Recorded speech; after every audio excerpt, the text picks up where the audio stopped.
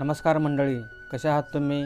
आज आपण एक हृदयस्पर्शी कथा पाहणार आहोत आणि त्या कथेचं नाव आहे एका सामान्य मुलीची असामान्य कहाणी. ही कथा तुम्हाला नक्कीच आवडेल. चला तर मग पाहूया. मीनाक्षीचे आईवडील एका छोट्याशा खेडेगावामध्ये राहत होते. त्यांची परिस्थिती खूपच हलाखीची होती. हाती पडेल ते काम व मोलमजुरी करून ते आपली उपजीविका करत असत. अशा एका गरीब कुटुंबामध्ये तिचा जन्म झाला होता. परंतु तिला खूप शिकण्याची आवड होती आणि आईवडिलांना काहीतरी करून दाखवण्याची उत्कट इच्छा होती. तिला डॉक्टर बनण्याची खूप इच्छा होती. ती खूप हुशार होती. तसेच ती दिसण्यासही खूपच सुंदर होती. तिचे डोळे बोलके होते म्हणून तिच्या सौंदर्यात अधिकच भर पडली होती. तिला आणखी 2 बहिणी होत्या. त्या पण शाळेमध्ये जात होत्या. तिच्या गावात 12वीपर्यंतच शाळा होती. 12वीमध्ये तिला उत्तम गुण मिळाले. पुढील शिक्षण घेण्यासाठी तिला तालुक्याच्या ठिकाणी जावे लागणार होते. परंतु तिची आर्थिक परिस्थिती खराब असल्यामुळे तिच्या आईवडिलांनी पुढील शिक्षणासाठी तालुक्याच्या ठिकाणी पाठविण्यास नकार दिला व घरी बसून तरी काय करणार म्हणून त्यांनी तिचे लग्न करण्याचे ठरवले व वडिलांनी तिच्यासाठी स्थळ शोधण्यास सुरुवात केली होती. जवळपासच्याच एका गावामध्ये मधू नावाचा मुलगा इंजिनिअरिंग पूर्ण करून पुण्यामध्ये एका कंपनीत जॉब करत होता. वडिलांना असे वाटले की जर आपल्या मुलीचे लग्न या मुलाबरोबर झाले तर तिचे जीवन सार्थक होईल. असा विचार मनात धरून मीनाक्षीच्या वडिलांनी तिचे लग्न करण्याचे ठरविले. म्हणून मीनाक्षीचे वडील मधूच्या घरी गेले. मीनाक्षी एक सरळ, साधी, सुशील व संस्कारी मुलगी होती. तसेच ती खूप सुंदरही होती. म्हणून मधूच्या परिवारास ती मुलगी खूपच आवडली. परंतु मीनाक्षीच्या मनात इतक्या लवकर लग्न करण्याचा विचार नव्हता. तिला डॉक्टर बनायचे होते म्हणून मीनाक्षी नाराज झाली होती.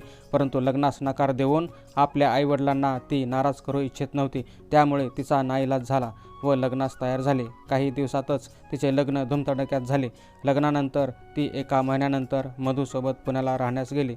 2-3 महिन्यातच एका खेडेगावात राहणारा मुलगा, साधा भोळा मुलगा व इंजिनियर मुलगा तिला विचित्र असल्याची जाणीव झाली. तो मीनाक्षीबरोबर दररोज भांडायचा, तिला मारहाण करायचा. तसेच तो दारू पित होता. सुरुवातीला तो चोरून गुपचूप दारू पिऊन घरी येत असे. मीनाक्षीला काही कळू द्यायचे नाही असाच प्रयत्न त्याचा सुरुवातीला होता. नंतर मात्र त्याला दारूची इतकी सवय लागली होती की तो घरी येताना झुलतच येत असे. दारू पिण्यास मीनाक्षीने जर विरोध केला तर तो तिच्यावर खूप रागावत व मारहाण करत असे. मीनाक्षी एक सरळ, साधी व समजूतदार मुलगी असल्यामुळे तिला असे वाटत होते की काही काळानंतर मधूमध्ये सुधारणा होईल. म्हणून ही हकीकत तिने आपल्या आईवडिलांना कधीही सांगितले नाही. परंतु त्याचे व्यसन वाढतच गेले व तो दररोज दारू पिऊन घरी येऊ लागला. मधूमध्ये काहीच बदल होत नाही याची खात्री पटल्यानंतर ही सर्व गोष्ट तिच्या आईवडिलांना फोन करून तिने सांगितले होते. अशा वातावरणातच तिचे 2 वर्ष निघून गेली होती. लवकरच ती एका बाळाची आई बनणार होती. परंतु मधूच्या वागण्यात काडे मात्र फरक पडला नव्हता. एके दिवशी मधू रात्री खूप दारू पिऊन घरी उशिरा आला. त्याला व्यवस्थित चालतासुद्धा येत नव्हते व बोलताही येत नव्हते. ही त्याची अवस्था पाहिल्यानंतर मीनाक्षीने त्याला व्यवस्थित धरून क्वाटवर बसवले व त्याला चांगल्या 4 गोष्टी सांगू लागली. ती म्हणाली की आपण दोघे लवकरच एका बाळाचे आई बाबा बनणार आहोत. तुम्ही आता इथून पुढे दारू पिणे सोडून द्या. हे ऐकून मधूला खूपच राग आला व तिला मारपीट करू लागला. त्याने तिला एक जोराची लाथ पोटावर मारली. ती लगेच खाली पोटावर पडली. मधूसुद्धा तिला लाथ मारल्यामुळे खाली जमिनीवर पडला होता. मीनाक्षीला जोराची लाथ लागल्यामुळे ती मोठमोठ्याने रडू लागली होती. आजूबाजूच्या शेजाऱ्यांना तिच्या रडण्याचा आवाज ऐकू आल्यामुळे सर्व शेजारी जमा झाले होते. ती बेशुद्ध अवस्थेत पडली होती. शेजारच्या लोकांनी तिला जवळच्या हॉस्पिटलमध्ये ॲडमिट केले. डॉक्टरांनी तिची तपासणी केली. तपासणीत असे आढळून आले की तिच्या मुलाचा गर्भातच मृत्यू झाला आहे. मीनाक्षी ही शुद्धीवर आली होती. ही गोष्ट तिला समजली तेव्हा ती खूपच रडली. हे सर्व दिवस तिच्या आयुष्यातील सर्वात दुःखदायक आणि वेदनादायक दिवस होते.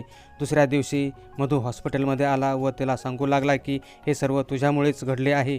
तू जर मला काहीच बोलली नसती तर मी तुझ्यावर हात उचलला नसता व तुला लाथही मारली नसती व मी सकाळी गुपचूप उठून कामावर गेलो असतो. असे बोलून तो त्याच्या ड्युटीला निघून गेला. परंतु मीनाक्षीने मात्र एक कठोर निर्णय घेतला की इथून पुढे मी ह्या माणसाबरोबर कधीच राहणार नाही. यावेळेस मात्र तिने पक्का निर्णय घेतला होता व दुसरा असा निर्णय घेतला की इथून पुढे मी आईवडिलांकडे देखील जाणार नाही. ज्या ठिकाणी तिने जायचे ठरविले होते त्या ठिकाणी जाण्यासाठी ती हॉस्पिटलमधूनच निघून गेली. इतक्यात मधूला हॉस्पिटलमधून फोन आला. तो हॉस्पिटलमध्ये गेला. त्याने मीनाक्षीची चौकशी केली तर त्याच्या असे लक्षात आले की मीनाक्षी हॉस्पिटलमध्ये नाही. त्याने इकडे तिकडे तिला शोधले. गावाकडेही फोन करूनही तिची चौकशी केली, परंतु मीनाक्षीचा कुठेच पत्ता लागत नव्हता. नंतर तो निराश होऊन घरी गेला. दिवसामागून दिवस निघून जात होते. काही दिवसानंतर मधू विसरून गेला की माझे लग्न झालेले आहे आणि मला एक पत्नी आहे. तो व्यसनाच्या इतका अधीन झाला होता की तो त्याच्या पत्नीला पूर्णपणे विसरून गेला.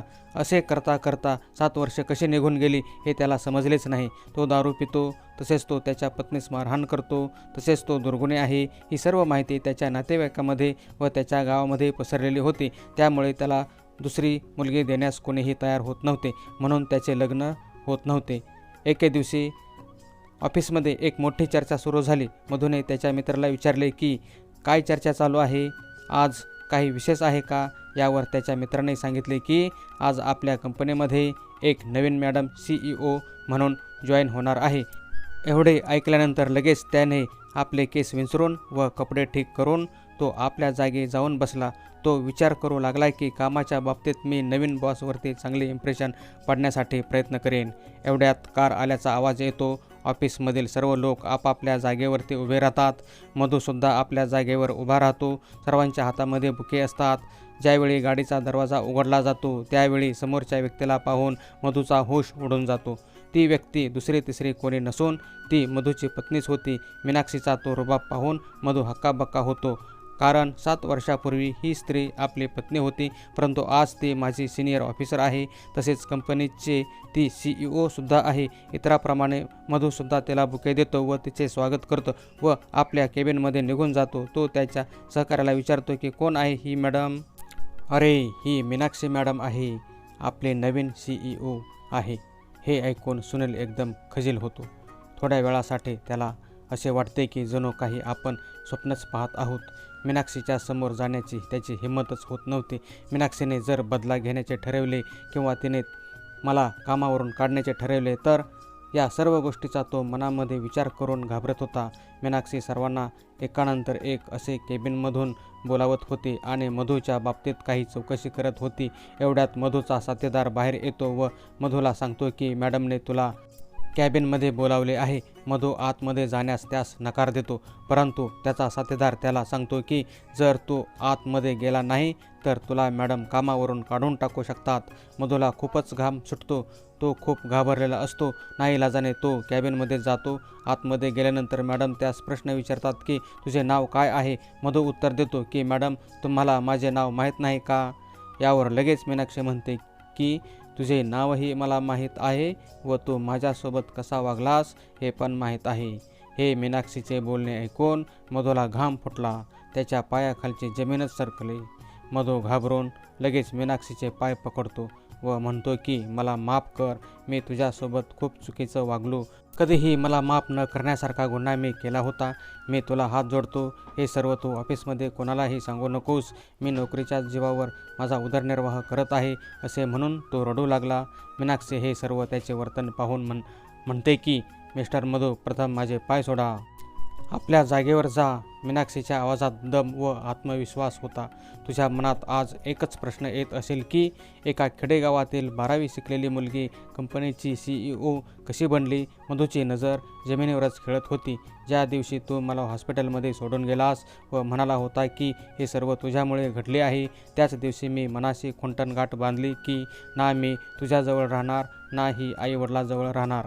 आईवडिलांनी सुद्धा मला साथ दिले नाही, म्हणून मी मुंबईतील माझ्या मैत्रिणीकडे गेले. तिथे मी माझे पुढील संपूर्ण शिक्षण पार्ट टाईम जॉब करून केले. मी विचार केला की जर आपली किंमत या दुनियेला दाखवायची असेल तर जीवनात शिक्षण घेऊन यशस्वी झाले पाहिजे, त्याशिवाय पर्याय नाही. म्हणून मी जिद्दीने व चिकाटीने शिक्षण पूर्ण केले. मला अनेक संकटे आली पण जिद्द सोडली नाही. या दुनियेत पुरुषांना तेव्हाच माहिती पडेल की एक स्त्री काय असते व ती काय करू शकते व तिच्याबरोबर कसे वागले पाहिजे. मी जाणून बुजून ही कंपनी जॉईन केली, कारण मला दाखवायचे होते की तू माझ्याबरोबर जे काही वर्तन केले आहे ते किती चुकीचे होते. पुढे चालून तू असे वर्तन करण्याची कधीही हिंमत करणार नाहीस. मधू मात्र खाली मान घालून सर्व काही गुपचूप ऐकत होता. त्याच्या डोळ्यात अश्रू होते. त्याला मीनाक्षीकडे पाहायचे होते, परंतु त्याची हिंमत झाली नाही. मीनाक्षी पुढे म्हणाली की मी जे काही तुला सांगितले ते समजले ना? आता गुपचूप बाहेर जा व आपले काम कर. आणि एक गोष्ट नेहमीसाठी लक्षात ठेव की आत्ता मी तुझी पत्नी नाही आणि दोघांचे कोणतेही नाते शिल्लक राहिलेले नाही. लवकरच मी कायद्यानुसार घटस्फोट घेईन. आता मधूला कळून चुकले होते की पुढे काय घडणार आहे. तो मानेला झटका देऊन बाहेर पडला. कंपनीच्या बाहेर येऊन एका कोपऱ्यात जाऊन तो रडू लागला. मीनाक्षीला मात्र या गोष्टीची खात्री झाली की तिने जे काही स्वप्ने पाहिली होती व जो निश्चय केला होता त्याची आज पूर्तता झाली व एक स्त्री काय करू शकते हे तिने जगाला दाखवून दिले. मित्रांनो, ही कथा आवडल्यास लाईक करा, शेअर करा व सबस्क्राईब करण्यास विसरू नका. धन्यवाद.